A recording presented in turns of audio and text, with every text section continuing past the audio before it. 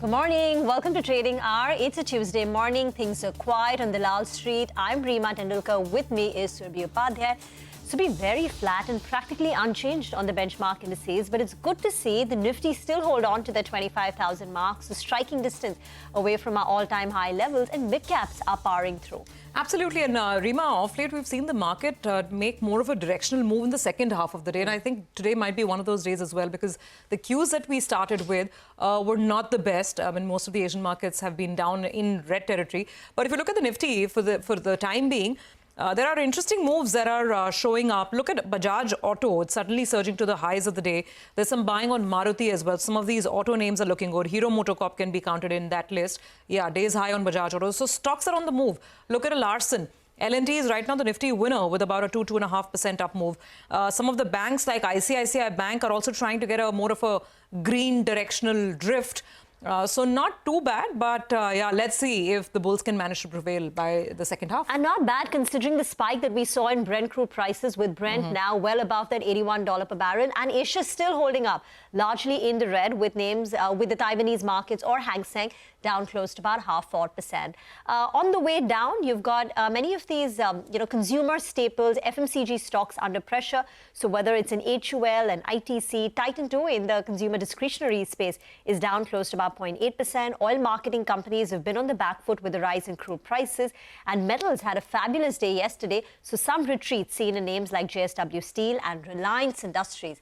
That heavyweight is a bit subdued, 0.5% lower, ahead of the much-awaited AGM on Thursday that starts at 2 o'clock. But let's straight away invite the first guest on the show now. S&P Global Ratings last week upgraded the rating on upgraded the credit rating on Tata Power from a BB plus to a BBB minus, accompanied by a positive outlook.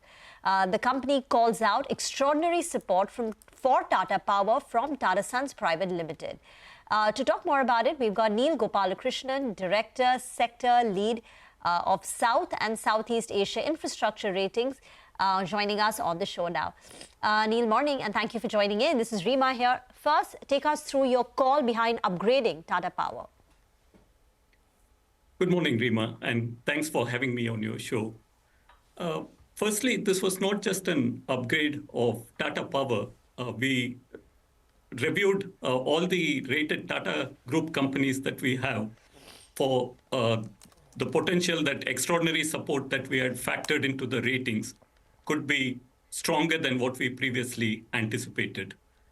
Now, the question you might have is, what led to this review, or what's changed?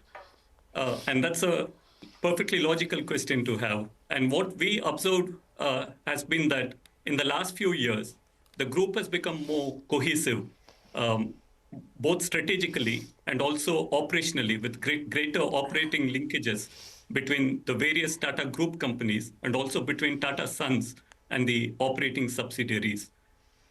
This greater cohesion to us indicates greater long-term commitment as well as incentives to support. And that led to the review of all the Tata Group companies, including Tata Power that you mentioned. Got that, Neil. So the question is, we understand your viewpoint that this is an overview of the entire group and maybe greater support anticipated from Tata Sons. But specifically speaking about Tata Power's debt profile and how you're expecting perhaps, the cost of servicing that debt to shape up, because they are going ahead with an aggressive capex plan, right? They're adding a lot of capacity on the renewable side, big plans afoot. So what's your sense in terms of the increase in debt levels that we may see over the coming years, and then the ability to service that debt, and now, of course, this new, better rating? Sure. The company does have large expansion plans. And this is not something specific to Tata Power. We see utilities across India and indeed the wider Asia-Pacific region having significant expansion plans, particularly in renewable energy to execute the carbon transition strategies. Specifically coming back to Tata Power, while the company's capex is high and this would consume a large part of its operating cash flow, What we also find is that the company is managing this risk by phasing out its capex. So, for example, we don't see a very large capacity expansion being planned in a very short period of time. If you just look at renewable energy, we expect about 1 to 1.5 gigawatts of capacity being commissioned every year for the next few years. And given the company's growing cash flows, which is also benefits from capacities being periodically commissioned, this is quite manageable. Purely from a debt perspective, we do expect debt levels to increase modestly from where they are now. But the leverage should still be well within the levels that we expect for this level of a standalone rating. And what is that level? I mean, the level of gearing that which is within your expectation range for an entity like Tata Power? So one of the metrics we look at is debt to EBITDA, and we think around 4 times is a pretty reasonable level. In fact, in the utility space, where you expect cash flows to be very predictable and stable, you could even say that 4 times is fairly comfortable level to be at, 4 times debt to EBITDA. And the company has also stated that while it executes this expansion plan, it'll keep an eye on leverage, and debt levels should not increase very significantly from where they are now. Neil, going back to the first point that you made about greater cohesion between all the Tata Group companies, the greater operational integration that we could expect. What exactly would it mean for Tata Power? Can you give some examples of what you anticipate how this will play out in the near future? Sure. Maybe if I can take a step back, and we went maybe 7 or 8 years back. Our impression was that many of the Tata Group companies were operating very independently, or in silos, if I can use the word. But in recent years, there's been a lot more integration, and the companies working together to realize synergies within the group. And more recently, this has got accelerated by, I think, 2 main developments. One is the electric vehicle business, which is focused on by Tata Motors and its 100% subsidiary JLR. And the other is the carbon transition strategies that the entire group is implementing.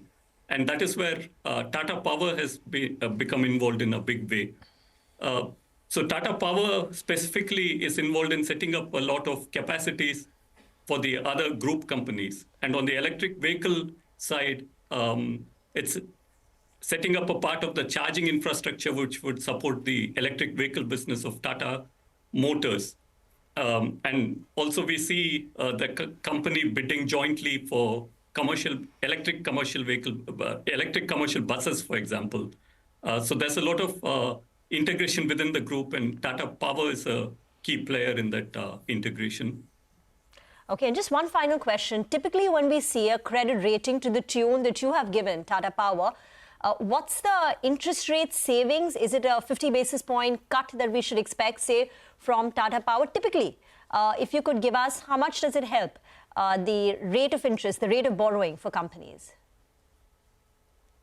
A couple of things here. One, the cost of borrowing is a function of market and the broader interest rate. So at what cost companies borrow depends on where you are in the interest rate cycle. And the second thing is our rating is in foreign currency rating. And where Tata Power would benefit is on offshore borrowings. Whereas currently, if you look at the company's borrowing profile, most of it is onshore. But what an investment grade foreign currency rating does is, one, it improves sentiment. So it may not necessarily lead to lower borrowing cost onshore. But if the company chooses to borrow offshore with an investment grade rating compared to a BB plus, it opens itself to a much wider pool of investors some investors who may not necessarily look at sub-investment grade issuers. And just for the benefit of audience, when I say investment grade and sub-investment grade, any rating that is BBB minus and above is considered investment grade, and those below are sub-investment grade. The most recent rating action took Tata Power from BB plus to BBB minus, which is the lowest rating on the investment grade scale. Okay, all right. Neil, we'll leave it on that note. Thank you very much for joining in and sharing some perspective on the reasons behind that ratings upgrade that you have assigned to Tata Power. We'll take a break on that note, come back on the other side and discuss everything that's hot in the commodity markets. Manisha will join in.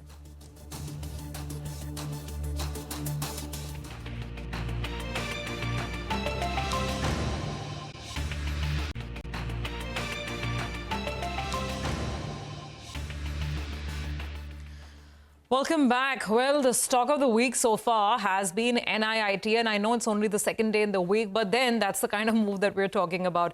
NIIT right now up 18% after a 20% circuit yesterday. Rima, so it seems that, beyond the business, there's a lot of excitement about who's checking into the company. Well, so let's tell our viewers who's checked into NIIT Limited. So for starters, last week on the 22nd of August, the promoters, via a block deal, acquired 35 lakh shares. And with this, they increased their stake to 37.26 versus nearly 35%, a pretty substantial increase.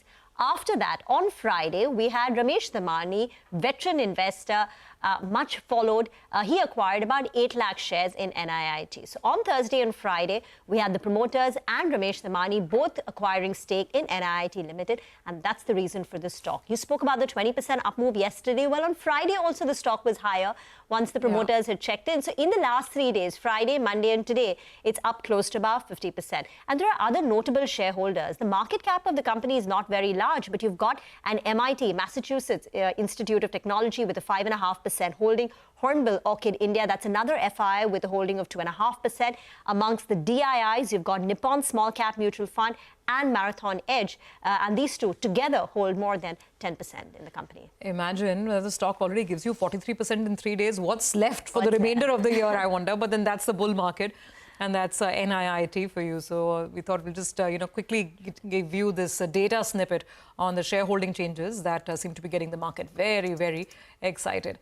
Well, with that, let's move on to the promised conversation on commodities. We've got Manisha joining in. So much going on, whether it is, the expectations of the US rate cut or geopolitics. Manisha, so what's catching your attention today?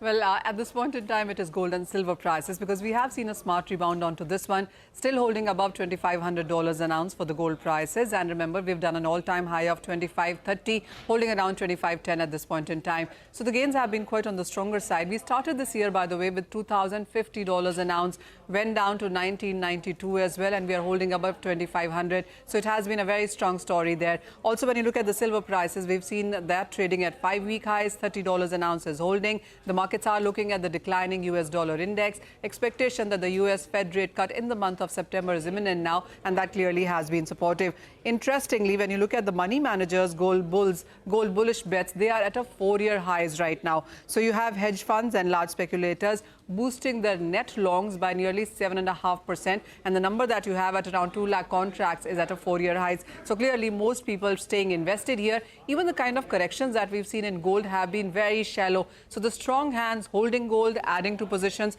and we haven't seen a very sharp or big profit taking come into this one. Also, the geopolitical tensions has been adding to the premium. That is what we've done in the month of August so far for gold and silver price. 6 to 8% of gains coming in on your screens there. Interestingly, there also is this report from Citi which says that the gold ETFs, the global ETFs that is, have not been party to the kind of run-up that we have seen in gold. If you look at the number there, from November 2020 to May 2024, we have seen nearly 930 tons of outflows coming in. For the year 2023 alone, it has been 250 tons of an outflow. But Citi also says that from 2023 to 2024 and 25 going beyond, they do anticipate that a good mining chunk that would come into the world markets would be taken in by ETFs. And that is where the next support perhaps could be coming in. Thank you very much for that. So gold has been the big success story of this year. Let's slip into a very short break. We'll come back and discuss market technicals. Mitesh Thakkar joins in with his top trading bets.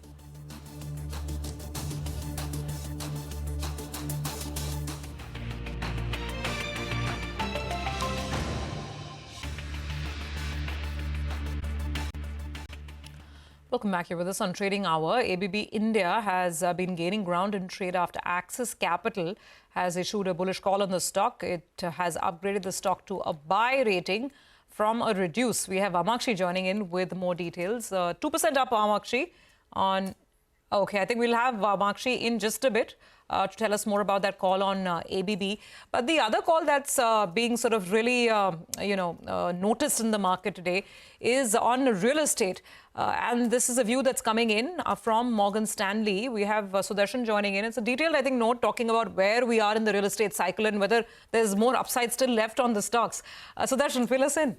So there is an interesting note for Morgan Stanley on real estate sector. While it remains optimistic on the sector, but it says investor interest in the sector has waned what it was 6 months ago. First, talk about the luxury segment. It says developers are launch dependent, but valuations are stretched at the current levels, and it believes pre-sales outlook for DLF, Oberoi and Prestige Estates could be slower in the coming days as these companies depend on launches and the majority of which are in the luxury segment. Now, what it finds that most of the investors are now more interested in the smaller company. It says investors are looking at smaller developers like Sensu Textiles and so on developers, and these companies may benefit from cheaper valuations and higher sales growth. Lastly, it prefers retail over the office space. It says investors agree on its preference for the retail over office at this stage of this cycle in the real estate sector, but key questions are whether current ROIC and earnings growth of 15% can be maintained.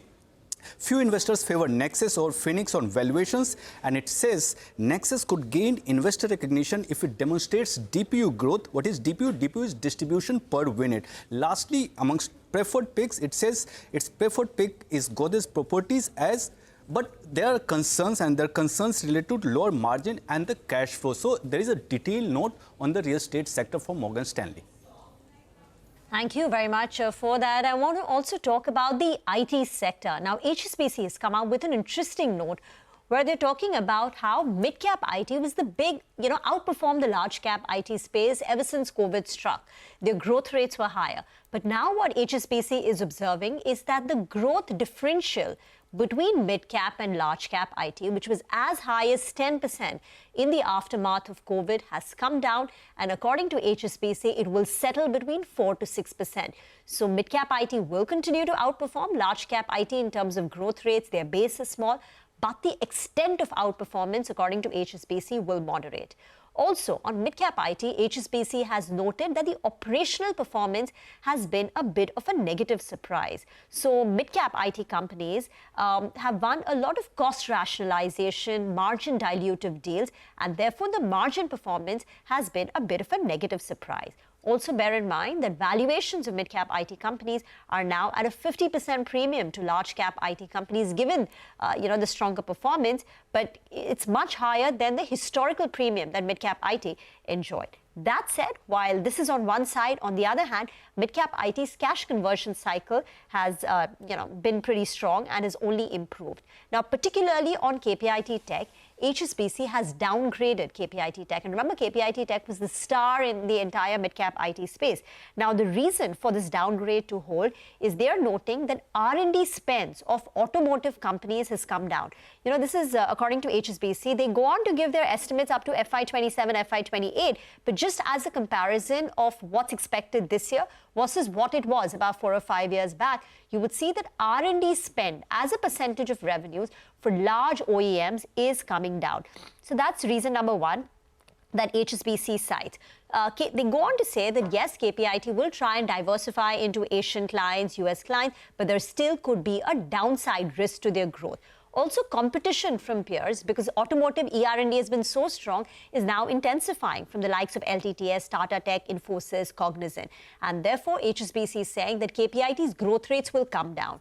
The last 3-year average growth rate has been 34%, and that could come down to 15% going ahead. So they prefer an LTTS over, say, a KPIT Tech, because now that KPIT Tech is fully dependent on automotive OEMs, LTTS, that's L&T Technology Services, also an ER&D player, but it has a diversified revenue base, and therefore their preference is for LTTS over KPIT Tech. There is a downgrade on KPIT Tech. On LTTS, they continue to maintain a hold, though they've gone ahead and raised the target price marginally to 5,560, marginal upside from current levels.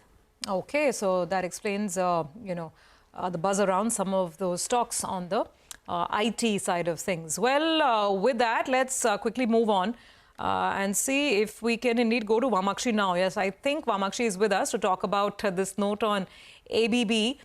So what exactly is Axis Capital saying? What's their contention, Vamakshi? Well, absolutely. Axis Capital is saying that they've gone ahead and they've upgraded their rating on ABB from reduced to buy. They've also increased their target price from 8,190 earlier to 9,340 per share. They say that the earnings upgrade cycle in ABB continues. In fact, post the second quarter numbers, which is the April to June quarter, they have upgraded their calendar year 24 to 26 EPS estimates by almost 9 to 12%. Significant portion of the recent gross margin improvement, in their opinion, is structural and is here to stay. In fact, post Q2, that is over July and August, commodity prices, including that of steel, aluminum, as well as copper, they have moderated, and this in turn could be a tailwind for the margins for the company. They're expecting 41% earnings growth in the second half of this year.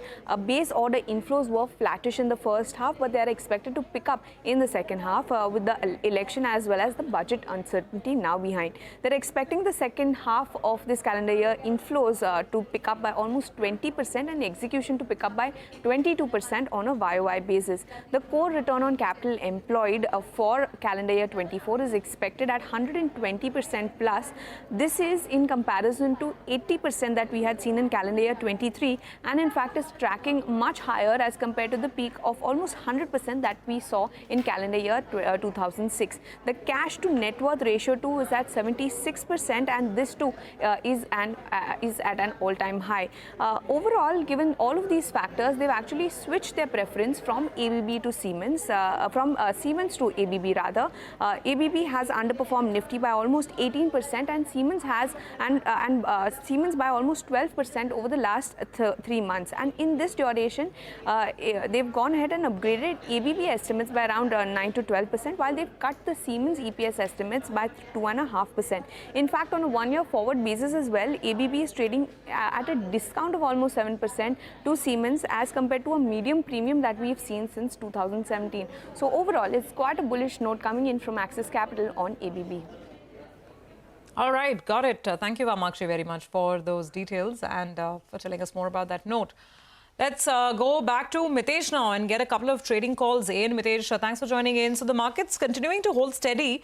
I think at the index level, it's trying to build on some momentum and traction. 25,000, almost 60 is here.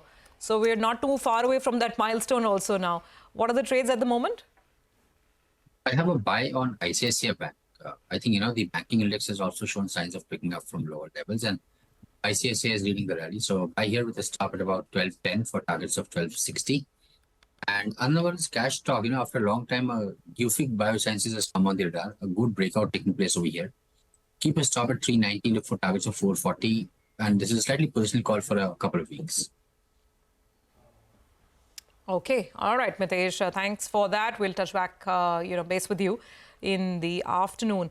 50-point move on the Nifty now. Let's pull up the Nifty intraday. Like I said, we are now less than 20 points away from hitting the record high levels. The gainers include an Infosys, ICICI Bank, L&T. These are the big boys that are leading to this kind of momentum right now on the screen. And then you have a couple of auto stocks, of course.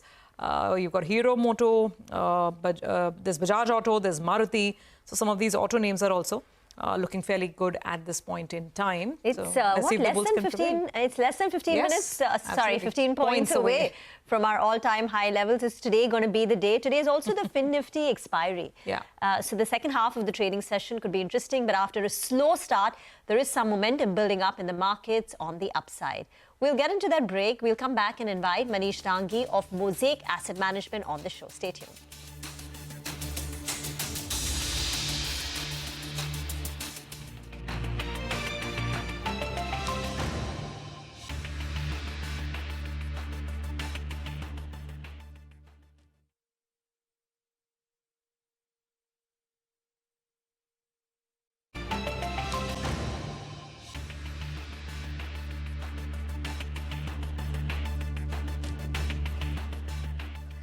Welcome back. So there you have it. The ticker is on, the timer is on, just about 10 or 15 odd points away from the all-time high. In fact, we came very close. I mean, it was less than 8 points off. And then that's how the numbers are changing for the time being.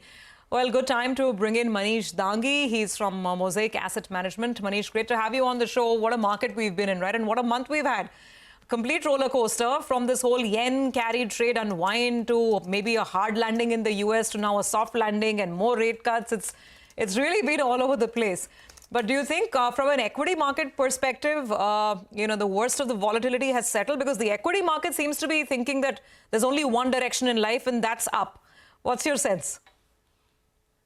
So I made this point to you in the past that, the views from bonds and equities are divergent. We sort of collectively pricing peak Goldilocks. Bonds are pricing about 200 to 25 basis point rate cuts and paradoxically, equities are pricing not just what bonds are pricing, but along with a 12-13% rise in earnings in US. Now, two of these cannot happen simultaneously. Something similar you could say in India that, bonds are beginning to price, it's a flat curve, bonds are beginning to price rate cuts because they're worried of, weak PV sales, weak import growth and whatnot. And equities continue to price 15% CAGR in earnings. Simultaneously, both of them are not possible. So, it's a party time. The past inertia sort of continues to hold the market on, but underlying momentum...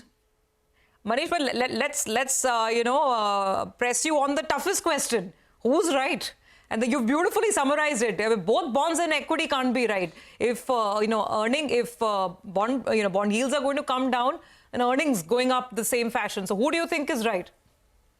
See, bond is called Mr. Bond is because it tends to be the hero in the room, and it's adjacent to macro, and therefore its life depends on, to get the growth macro right and the inflation macro right. So if you want to hear and pay heed to an advice of someone between equity and debt with respect to macro, pay heed to bonds. If you want to pay heed to, general corporate capex, this, that, maybe equities. So if the driving force is going to be a growth inflation macro, then it's, of course, bond that you want to pay heed to. So you're betting on a recession in the US, and that is retrospectively called based on what history tells us, well into the rate cutting cycle. So what should we expect? And how will this impact equity markets globally? So I guess, we've again discussed this for the last 6 months. These things take time and markets are, and of course, commentators are more impatient. I guess the cycle is advancing like a clockwork. US has slowed significantly. Bonds have started to pay heed to it. Even the Fed is beginning to sort of course, they pivoted clearly, and there is going to be a 200-225 basis point rate cuts now being priced in. So essentially, when there is US recession, you tend to have 20-25% knock in earnings in US. And there is sort of a reflection of something similar happening in India and at many other emerging markets because US is a force to reckon with respect to global demand. So my sense is that, one thing that I do not agree with the market is the earnings growth. And my sense is that even in India, earning growth will be more like 8-9% versus 15-17% that markets are baking in right now. This is important. So, we don't know whether this is a bit of a last hurrah then for the time being. But Manish, I guess from an equity market standpoint, and you've seen so many of these cycles play out, right? Let's go back and see when we had the last recession and the last rate cut cycle from the US. I guess from the equity market standpoint, as long as it's orderly kind of life goes on, maybe you go into a bit of a time correction, you stop expecting the market to give you 20-25% every year. But what we saw at the beginning of this month was not orderly. This whole yen carry trade unwind and immense volatility. So are you expecting more of those kind of instances? Because the wisdom then was that the Bank of Japan has been put on hold. There's no way they can hike if the Fed is cutting. So again, orderly sort of deceleration of growth and a gentle recession versus maybe more accidents. What do you see ahead? So if you're thinking of financial crisis like 2008 or something what happened in China in 2015, unlikely. So a lot of these so-called deleverage cycles have big knocks in the market, but they tend to be short-term in nature, precisely because, regulators are aware of not letting it persist. So they sort of take affirmative action with respect to these, what you call sudden stops. What I'm arguing is that, it's a slowish weakening of economy, which results in lower earning growth. And that is not what markets are pricing in. So US recession, all recessions need not be sudden stops led by financial crises. It could very well be the income recession. Sure, yeah. Just an economic recession, absolutely. So you're saying the risk is basically markets' anticipation on earnings growth not really playing through. Take that point. Rima? You're also of the opinion that the RBI is late and the RBI should start aggressively cutting rates back home in India. Take us through that viewpoint. No, India has slowed quite significantly, and the external setup also has sort of improved. I think RBI and the rhetoric from all policymakers is still sort of tightening biases there. You ought to ease up now. Very few data which is reliable in India is available today tells you that Indian underlying growth is slowing. Even the upper part of K, like PV sales and all, have started to slow quite significantly. I tend to believe that the best marker of India growth is core inflation, and at 3% or thereabouts for last 3, 4, 5 months tells you a story of how underlying demand is pretty weak in India. Private capex, despite all the sort of exuberance in the markets, hasn't really picked up anywhere close to what used to be, and sort of a little bit of incipient stress is beginning to appear even there. So my sense is that it's best time in India that we chop rates quite significantly, improve liquidity, and let this stress on banking sector, which is there right now, quite persistent for last many quarters now, get relieved. Okay, all right, Manish, let's see how it plays out. Thank you very much for offering us that perspective, and let's see if it indeed is, Mr. Bond's turn to be right once again. Thanks for joining us on the show today. Well, with that, we have to take up another quick break, but on the other side, we get chatting with the management of Office. Amit Ramani, the Chairman and Managing Director of Office Space Solutions, will be with us to talk about the company's business outlook.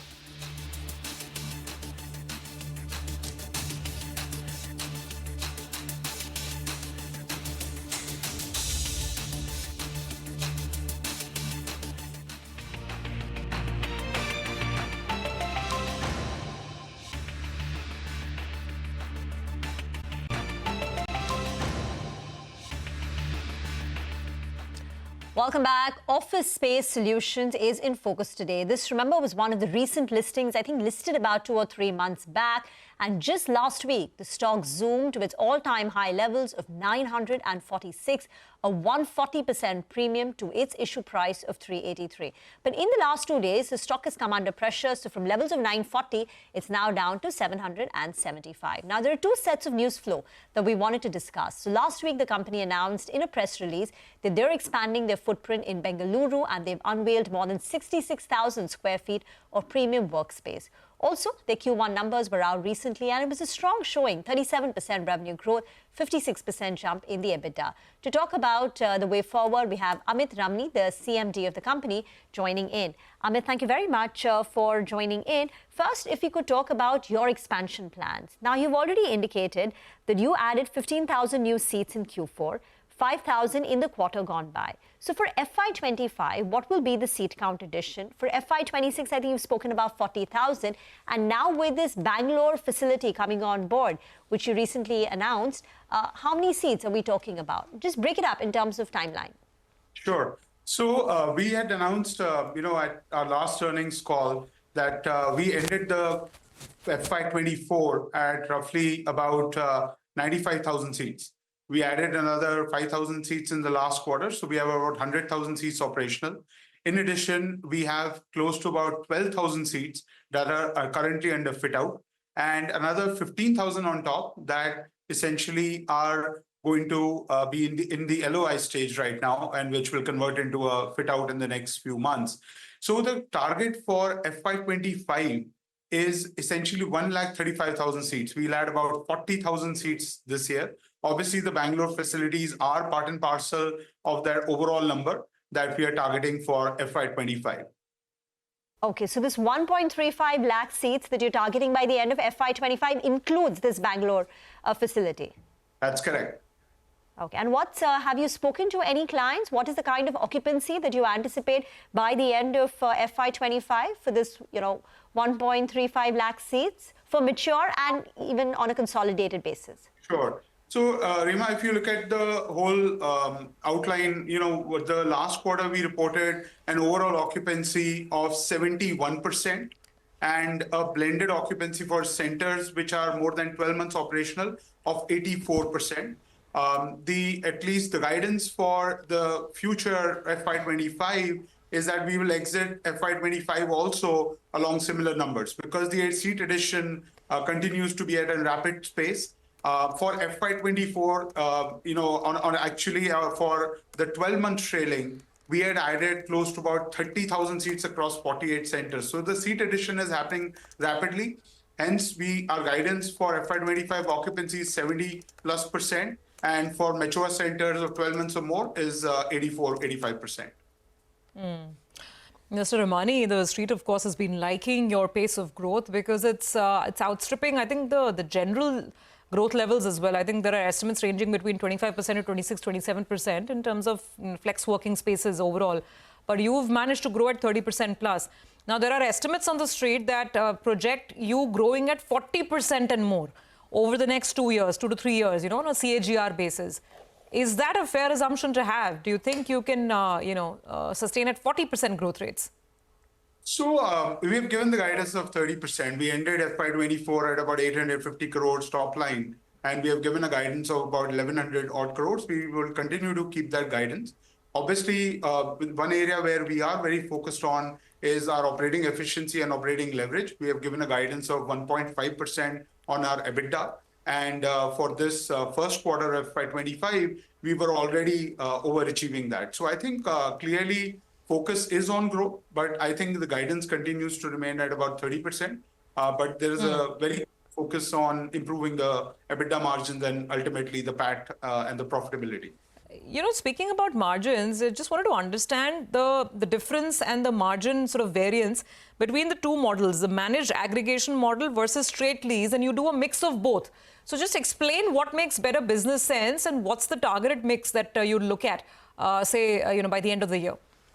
So see, if you look at globally, some of the straight lease models have not been that successful, right? We've seen that what challenges they come with, because you are taking the primary risk. When you are taking a straight lease, you are putting 100% of the capital as well as all the occupancy buildup is on your plate.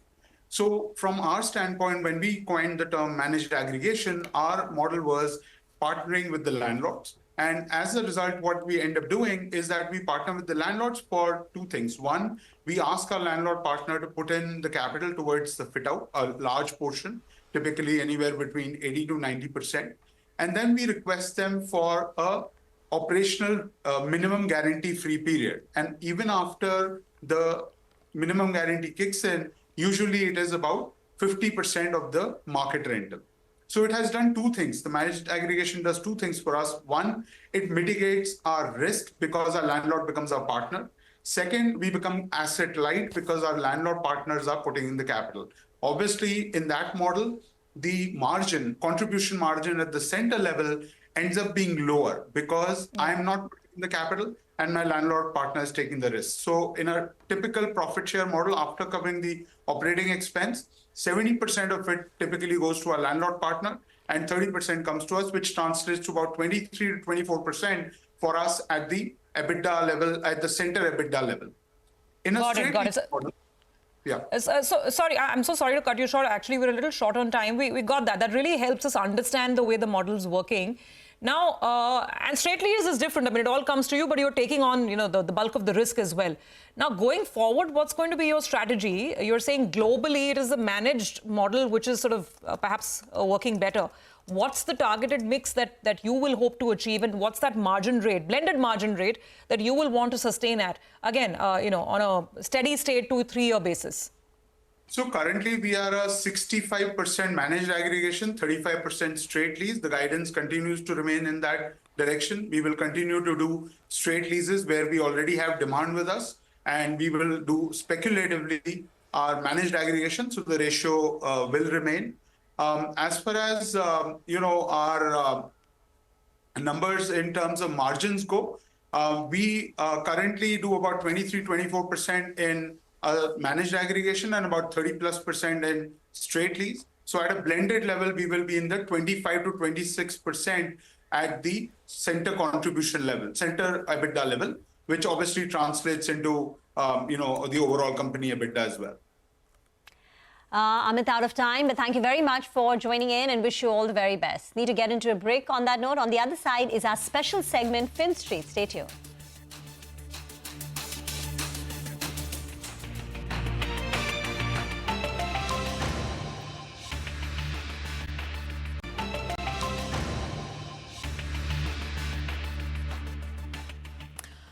Welcome back. Well, as promised, let's get you our special segment now, Fin Street. This time, our colleague Abhishek Kothari focuses on the banking sector's performance in the first quarter.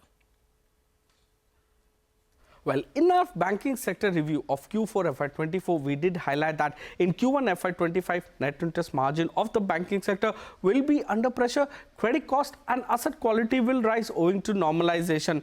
MFI loans and unsecured loans will see deterioration. Not much to our surprise, the results are quite the same. Net interest margin has come under pressure. Deposit growth is coming in at a huge cost for many lenders. Credit cost is rising. Deterioration is happening on asset quality, especially for private banks being higher than PSU banks. Pain has continued, especially for lenders having exposure to rural market like microfinance loans, and now even for lenders having exposure to unsecured retail loans. Let's take a look at this in a detailed manner. Now, it was a tale of two cities for PSU banks and private banks in this quarter. So PSU banks saw their operational performance being weak in Q1 FY25, while private banks, on the other hand, saw their asset quality deteriorate the highest in last 3 years or 12 quarters. Now, despite low credit deposit ratio, PSU banks saw their NII decline on a sequential basis. Private banks' NII growth was about 2.5% quarter-on-quarter, largely led by the high-yielding retail loans. Dhanlaxmi Bank is the only lender to see YOY and quarter-on-quarter decline in its net interest income for second quarter in a row. Now, calculation shows that the net interest margin might have declined by 10 basis points for PSU banks and improved by 7 basis points for private banks. So overall, the net interest margin has declined quarter-on-quarter for all the banks at an aggregate level. Operating profits got impacted in Q1 FY25 due to weakness in NII growth that you had, lower treasury gains and higher OPEX as well. Overall, operating profits declined by 4% quarter-on-quarter. So operating profits for PSU banks declined by 2% quarter-on-quarter, and for private banks, it declined by nearly 6% quarter-on-quarter. Now again, Dhanlaxmi Bank is the only lender to report an operational loss for second quarter in a row. 19 out of 39 lenders saw their operating profits decline quarter-on-quarter for this quarter. So PAT growth also declined higher for PSU banks on a sequential basis. So PSU banks profits declined by more than 40% quarter-on-quarter versus a gain of nearly 3.3% sequentially for private banks. Overall, banking sector's PAT declined by 1.3% quarter-on-quarter, and this is ex of AU Small Finance Bank. Dhanlaxmi Bank was the only lender to report net loss in Q1 FY25. PAT declined YOY and quarter-on-quarter for players like Equita Small Finance Bank, Ujjivan Small Finance Bank and IDFC First Bank as well. 14 lenders saw their PAT decline on a sequential basis. Coming on to asset quality, private bank slippages increased substantially when compared to that of PSU banks. So private banks quarterly slippages increased by nearly 11% quarter-on-quarter when compared to 6.5% growth quarter-on-quarter for PSU banks. So overall, slippages increased by 8.7% quarter-on-quarter in Q1 FY25 for the banking sector. The slippage growth rate that you are seeing in Q1 FY25 was 8.7% quarter-on-quarter. This compares to more than 10% quarter-on-quarter ex of AU Small Finance Bank that the banking sector saw last year, that is Q1 FY24. Now, asset quality of the banking sector continues to remain robust, one of the best in last 9 to 10 years. So sequentially, highest increase in gross NPA ratio and net NPA ratio was seen for private banks in last 3 years or even 12 quarters. So absence of recovery and upgrades largely has impacted their asset quality, along with the fact that slippages were on the higher side as well. Interestingly, net NPA ratio difference between PSU banks and private banks is now only 19 basis points, the lowest ever seen in the banking sector. In FY18, remember that this gap was about 552 basis points. In terms of outlook ahead, analysts do say that deposits for private banks coming in at a huge cost. So they continue to see the rise in deposit rates, which can impact the net interest margin to decline further. Now, weakening government business and private banks making inroad into SURU, that is semi-urban and rural market, deposit growth has weakened for PSU banks. Loan growth is slowing down, especially for lenders with high market share. Credit cost and asset quality will rise owing to normalization in FY25. Now, microfinance loans and unsecured loans have seen deterioration in asset quality, which can increase pressure on earnings going ahead as well. 6 states are going into elections in the next 18 months. So any farm loan waiver, if that comes in, can impact lenders as well. These states, remember, they form about 20% of systems agri loans and have double-digit NPAs already. Interesting data compiled there, Abhishek. Thank you for bringing that to our attention. Get into a break. Stay tuned. Halftime report is up next.